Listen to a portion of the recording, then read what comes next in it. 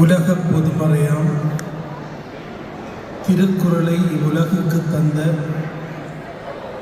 வள்ளுவ பெருந்தகையின் திருவடிகளை முதற்கண் வணங்குகிறேன். 6வது அனைத்துலக திருக்குறள் மாநாட்டை கனடா மண்ணிலே மிகச்சிறப்பாக ஏற்பாடு செய்திருக்கின்ற திருக்குறள் மாநாட்டு குழுவினருக்கு என் இதயம் நிறைந்த நன்றிகள் உரித்தாக. மண்டபம் நிறைந்து திருக்குறளுக்கு மதிப்பு கொடுத்து வருகை தந்திருக்கின்ற அன்பு நிறைந்த உறவுகளே, உங்கள் அனைவருக்கும் எனது பணிவன்பான வணக்கம். ஈழத் திருநாட்டில் யாழ்ப்பாணத்திலிருந்து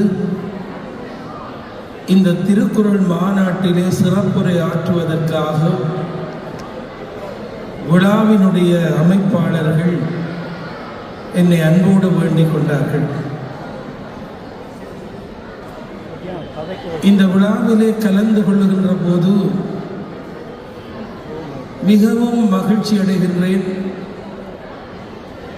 திருவள்ளுவருடைய திருக்குறளுக்கு இத்தனை தூரம் கனடாவிலே வாழுகின்ற மக்கள் மதிப்பு கொடுக்கிறீர்களே,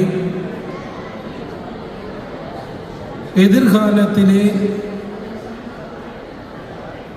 ஈழத் திருநாட்டிலே உங்களை நம்பி வாழுகின்ற நாம்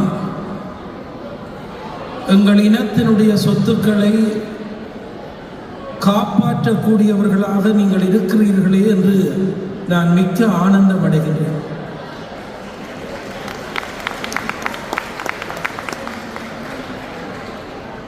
தமிழர்களுக்கு பெருமை சேர்த்த ஒரு உன்னதமான நூல் திருக்குறள். பல்லாயிரக்கணக்கான நூல்கள் படைக்கப்பட்டு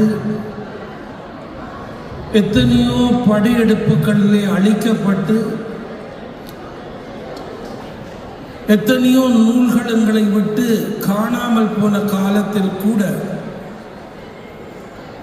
அறத்துக்காக எழுதப்பட்ட இந்த திருக்குறள் அழியா வரம் பெற்று 2000 ஆண்டுகளாக நிலை பெற்றிருக்கின்றதென்றால் அது ஏதோ ஒரு மாதவன்தான்.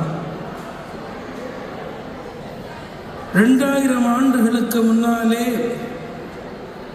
வள்ளுவன் படைத்த திருக்குறள் இன்றைக்கும் வாழ்கிறது, உலக அரங்கிலே பேசப்படுகிறது. இந்த மண்ணிலே பிறந்த